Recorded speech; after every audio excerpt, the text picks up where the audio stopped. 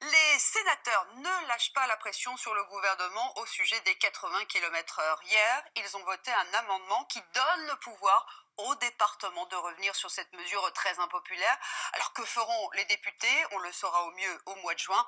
En tout cas, ce vote risque de fracturer un peu plus la majorité et l'exécutif. Julien Gasparuto, Véronique Gorel. L'amendement 209 rectifié bis est adopté. C'est un amendement très symbolique qui embarrasse le gouvernement. En le votant, les sénateurs donnent tout simplement le pouvoir aux préfets et aux conseils départementaux de revenir localement sur les 80 km/h. L'initiative est venue de cet élu LR, Michel Raison.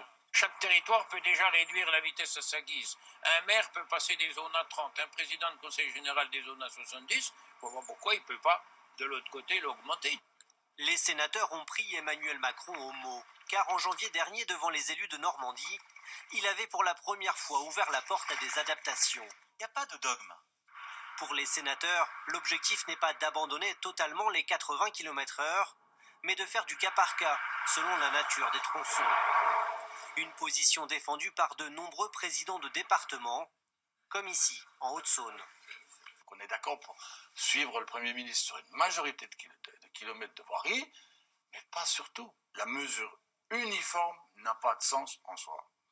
Mais pour être appliqué, le texte doit être adopté par les députés et la majorité se divise.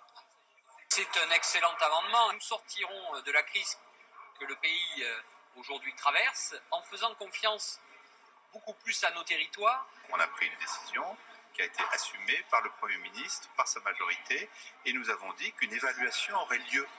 Simplement, on ne les fait pas au bout de 6 mois, au bout d'un an. De son côté, le gouvernement semble peu favorable à laisser la main au département.